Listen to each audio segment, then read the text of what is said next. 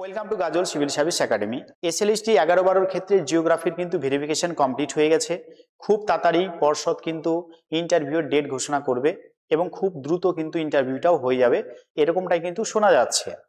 তো এই ক্ষেত্রে আমি কয়েকটা কথা বলছি, যারা ইন্টারভিউতে ডাক পেয়েছো এবং যারা নবম দশমে ডাক পেতে চলেছো প্রত্যেকের ক্ষেত্রে কিন্তু এই কথাটা কাজে লাগবে। ঠিক আছে, প্রথমত বলে দিচ্ছি, আমি প্রথম থেকেই বলেছিলাম যে ডেমো প্রেজেন্টেশন এবং সাবজেক্টের ডেপথটাই বিচার বিবেচনা করা হবে ইন্টারভিউর ক্ষেত্রে, এবং যে সাবজেক্টগুলো ইন্টারভিউ হচ্ছে বা হয়ে গেছে অলরেডি সেখান থেকে সেই তথ্যগুলোকেই পাওয়া যাচ্ছে। যারা ইন্টারভিউ দিয়ে বের হচ্ছেন তাদের কাছ থেকে যে তথ্যগুলো পাওয়া যাচ্ছে সেখানে দেখা যাচ্ছে যে ইন্টারভিউয়ের কিন্তু ঢোকার সাথে সাথেই অনেক সময় ডেমো প্রেজেন্টেশনে পাঠিয়ে দিচ্ছে, অর্থাৎ ডেমোটাকে অনেকটা গুরুত্ব দিয়ে দেখা হচ্ছে। যেহেতু ডেমোর জন্য 10 নম্বর আছে, ইন্টারভিউর জন্য 10 নম্বর আছে, প্রথমে ডেমো নিয়ে নিচ্ছে, তারপরে ইন্টারভিউটা হচ্ছে। বুঝে গেল? আর ডেমোর ক্ষেত্রে কিন্তু বেশি সময় দিচ্ছে না। অনেকে ভাবছে যে 8 মিনিট 10 মিনিট দেবে, না, অতক্ষণ দেবে না। যেহেতু ক্যান্ডিডেটের সংখ্যা অনেক, ঠিক আছে, খুব দ্রুত ইন্টারভিউ প্রক্রিয়াটা সম্পন্ন করার চেষ্টা চলছে, তাই ডেমোর জন্য কিন্তু খুব কম সময় বরাদ্দ করা হয়েছে বা অল্প সময়ের মধ্যেই ডেমোগুলোকে দিতে বলছে। যারা 10 মিনিট 15 মিনিট ডেমো রেডি করে যাচ্ছ বা যাবে, তাদের ক্ষেত্রে কিন্তু ইন্টারভিউতে গিয়ে অনেকটাই সমস্যায় পড়তে হবে। তো এই ক্ষেত্রে আমি বলবো যে ডেমোর যে টপিকটা আছে, তোমরা যেটা সিলেকশন করেছো সেই টপিকগুলোকে জাস্ট ছোট করে নিতে হবে। কিভাবে ছোট করে নেবে আমি বলে দিচ্ছি। তো কেউ যদি টপিক সিলেকশন করো যে নদীর সঞ্চয় কাজের ফলে সৃষ্ট ভূমিরূপগুলো আমি আলোচনা করব, তো সেই ক্ষেত্রে তো আধ ঘন্টা লেগে যাবে। তুমি সেটাকে হয়তো ছোট করে 15 মিনিট বা 10 মিনিটে নিয়ে এসছো, আর স্যাররা যদি বলেন যে তুমি এটাকে 3 মিনিট বা 5 মিনিটের মধ্যে ডেমোটা দাও, তাহলে তুমি তো দিতে পারবে না।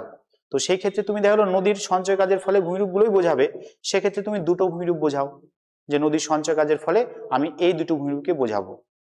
ঠিক আছে, সেক্ষেত্রে তোমার 4 মিনিট 5 মিনিটের মধ্যে হয়ে যাবে। তো টার্গেট রাখতে হবে 3 থেকে 5 মিনিটের মধ্যে কিন্তু ডেমোটাকে শেষ করতে হবে। তবে এর ব্যতিক্রমটাও হচ্ছে, ইন্টারভিউ যারা প্রথম দিকে ঢুকছে, যাদের প্রথম দিকে নাম থাকছে ফার্স্ট হাফে, সেই ক্ষেত্রে কিন্তু তাদের সাথে অনেকক্ষণ সময় কিন্তু কাটাচ্ছেন ইন্টারভিউয়াররা, অর্থাৎ তাকে ডেমো দিতে একটু দীর্ঘ সময় দিচ্ছেন এবং তার সাথে সাথে তাকে অনেকগুলো কোশ্চেনও কিন্তু ধরছেন, অর্থাৎ তার ইন্টারভিউটা অনেকটা স্মুথ হচ্ছে, ইন্টারাকশনটা ভালো হচ্ছে, অনেক ধরনের প্রশ্ন নিয়ে অ্যানালাইসিস হচ্ছে বা ধরাধরি চলছে। বাট দিন যত পিছাচ্ছে বা বেলা যত পিছাচ্ছে, ঠিক আছে, শেষের দিকে ইন্টারভিউটা কিন্তু তাড়াহুড়ো করে হয়। হয়তো ঢুকবে, 2-4টা প্রশ্ন করবে, ডেমোটা শুরু করলে বলবো যে আচ্ছা ঠিক আছে এসে বসুন, 1 থেকে 2 মিনিট কিছু হয়তো বললে তারপরে তোমাকে বসতে বললো, তখন নিজের কিন্তু মেন্টাল প্রেশারটা বেড়ে যায় বা মানসিক অবস্থাটা ওই সময় অনেকটা অন্যরকম হয়ে যায়। তো এরকম কিন্তু হচ্ছে, তাই সবভাবে নিজেদেরকে প্রিপারেশনটা নিয়ে যেতে হবে। ঠিক আছে, তো আমাদের তাহলে টার্গেট কি থাকছে, যেহেতু 3 থেকে 5 মিনিটের মধ্যে ডেমোগুলোকে দিতে বলছে, তো টপিকগুলোকে তোমরা ছোট করে রেডি করো। আর এর সাথে সাথে আমি কিছু টপিক তোমাদেরকে আলোচনা করে দিচ্ছি, যে টপিকগুলো তোমাদের যদি রেডি করে যেতে পারো 3 থেকে 5 মিনিটের মধ্যে কিন্তু ডেমো হয়ে যাবে। যেমন প্রথমে বলেছে সমুদ্রবায়ু, সমুদ্রবায়ুর উপর তুমি যদি সুন্দর করে ডেমো দাও 5 মিনিটের মধ্যে কমপ্লিট হয়ে যাবে ছবি সহ। আচ্ছা, একইভাবে স্থলবায়ু, আচ্ছা কেউ যদি বলে যে শুধুমাত্র ইনশেল বার্জের উপর ডেমো দিব, সেটাও দেখবে 3 থেকে 5 মিনিটের মধ্যে কমপ্লিট হয়ে যাবে, ছবি এঁকে সুন্দর করে ডিটেলসে বোঝাতে পারবে। আচ্ছা, একইভাবে গৌড় সম্পর্কেও তুমি ডেমো দিতে পারো, মোনারনগ সম্পর্কেও ডেমো দিতে পারো। কেউ যদি চাও এরকম ছোট ছোট একটা জিনিসের উপরে 4 থেকে 5 মিনিট বা 3 থেকে 5 মিনিটের মধ্যে ডেমো ক্লাস রেডি করতে পারো। এইখানে আছে দেখো জুইগেন আর ইয়ারদাং, তবে এইখানে কিন্তু শুধুমাত্র একটা জিনিস রেডি করবে না, কিছু কিছু জিনিস থাকে যেটা দুটোকে একসাথে অ্যানালাইসিস করতে হয়। তো সেরকম জিনিসগুলোকে তুমি বোঝাতে পারো যে বায়ুর ক্ষয়কার্যের ফলে আমার আজকে ডেমো ক্লাস হলো, সেটা হচ্ছে ইয়ারদাং আর হচ্ছে জুইগেন, তুমি বোঝাতেই পারো 3 থেকে 5 মিনিটের মধ্যে সুন্দর করে হয়ে যাবে।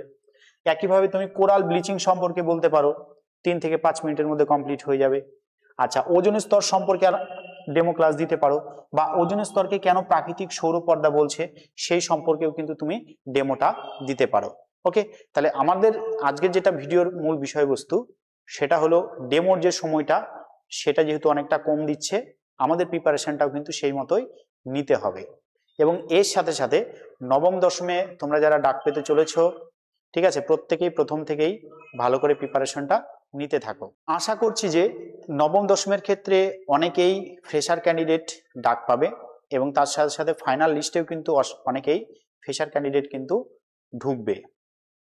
যেহেতু 10 নম্বরের ব্যাপারটা হাইকোর্টে কেস চলছে, পর্ষদ কিন্তু 10 নম্বরটা আগে যোগ করেই ভেরিফিকেশন লিস্ট পাবলিশ করবে, এমনকি রিক্রুটমেন্ট প্রক্রিয়াটাও কিন্তু কমপ্লিট করে দেবে এইভাবেই।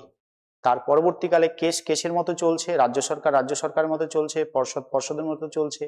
এর ভবিষ্যৎ কোথায় গিয়ে দাঁড়াবে কেউ কিন্তু অনুমান করতে পারছে না, কিন্তু কিছু করার নেই।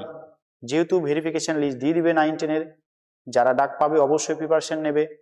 আর 11-12-এ যাদের ভেরিফিকেশন হয়ে গেছে তাদের অবশ্যই কয়েকদিনের মধ্যেই ইন্টারভিউ ডেটটাও দিয়ে দিবে, তোমাদেরও কিন্তু ইন্টারভিউ খুব তাড়াতাড়ি কমপ্লিট হয়ে যাবে।